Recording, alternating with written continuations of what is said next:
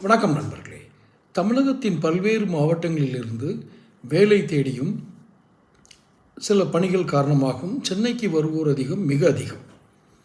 குறிப்பாக தென் தமிழ்நாட்டிலிருந்து சென்னைக்கு பயணம் செய்வோர் எண்ணிக்கை தினமும் சில ஆயிரங்கள் இருக்கும். அதை எதை வச்சு நீங்கள் முடிவு பண்ணலாம்னா, அந்த ட்ரெயின் சவுத்லேருந்து வர ட்ரெயின் எப்போவுமே ஃபில்லாக இருக்கும். நீங்கள் ரிசர்வேஷன் ஒரு 15 நாளைக்கு முன்னாடி பண்ணால் தான் உங்களுக்கு ஓரளவுக்காவது கிடைக்கிற வாய்ப்பு இருக்கும், இல்லைன்னா கிடைக்காது. அந்த அளவுக்கு பண்டிகை காலங்களில் கேட்கவே வேணாம்.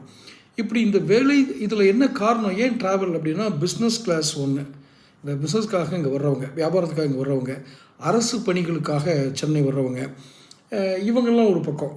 இது போக வேலை தேடி மற்ற மாவட்டங்களில் படித்தவங்களுக்கு வேலை கிடைக்கிற வாய்ப்புகள் சென்னை தான் மிக அதிகம். சென்னையில் பன்னாட்டு நிறுவனங்கள், அரசு அலுவலகங்கள், இன்னும் தனியார் நிறுவனங்கள் என்று வேலைவாய்ப்புக்கான அந்த கதவுகள் மிக அதிகமாக திறந்திருக்கும்.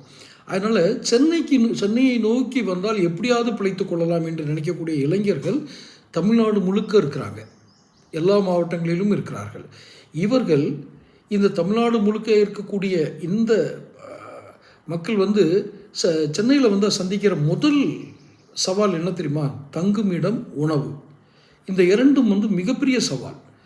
தங்கும் விடுதிகள்லாம் நீங்கள் ஓரளவுக்கு ஆவரேஜ், பிலோ ஆவரேஜ் இது மாதிரி இருக்கிறவங்கெல்லாம் தங்குறதுங்கிறது கொஞ்சம் பின்தங்கின ஏரியாவில் தான் தங்க முடியும். ஓரளவுக்கு டீசெண்டான சம்பளம் வாங்கக்கூடியவங்க தான் கொஞ்சம் நல்ல தரமான வீடுகளில் தங்க முடியும். இப்படி ஒரு பிரச்சனை காலங்காலமாக இருக்குது. நான் சொல்கிறது பல வருடங்களாகவே இருக்குது. இதுக்கு இப்போ இந்த அரசாங்கம், அதுவும் ஒரு இளைஞரை அடுத்த முதல்வராக கொண்டு வர நினைக்கும் நம் தமிழக முதல்வர் ஒரு விஷயம் பண்ணலாமே, சமூக நீதி இல்லம் அப்படின்னு ஒன்று கட்டலாமே. விடுதிகள் சென்னையில் ஒரு முக்கியமான இடங்களில், அதாவது இந்த தொழில் வேலை தேடுறவங்க போகிற இடம், அரசு அலுவலகங்கள் இருக்க இடங்களுக்கு பக்கத்தில் கொஞ்சம் நடக்கிற தூரமோ அல்லது ஏதோ ஒரு மெட்ரோலையோ இல்லை எல்டி ட்ரெயின்லையோ போகிற மாதிரி இடத்துல விடுதிகள் கட்டினோம்னா, யாருக்கு? வேலை தேடி வரும் இளைஞர்களுக்கு, இன்னும் சொல்லப்போனால் உயர்கல்வி படிப்பவர்களுக்கு. உயர்கல்வி படிக்கிறவங்க நிறைய IIT, higher studies, medical examination, எல்லா இதுலேயுமே, இன்ஜினியரிங் காலேஜ், இது எல்லாத்துக்குமே, அண்ணா பல்கலைக்கழகம் எல்லாமே சென்னை தான் வர்றாங்க.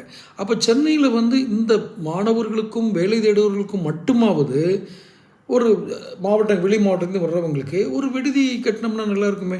நான் சொல்கிற பெர்மனண்ட்டாக இல்லை, ஒரு நாள் தங்கி, ஒரு நாள் இல்லை, தங்கிட்டு வேலை தேடிட்டு திரும்ப போகணும். இதுக்கே அவங்க பல ஆயிரங்களை செலவு பண்ண வேண்டியிருக்கும். இது அரசாங்கம் எதுக்கு எடுக்கலாமே. இளைஞர்களுடைய நலனை பாதுகாக்கிற ஒரு துணை முதலமைச்சர் இருக்கிறார்.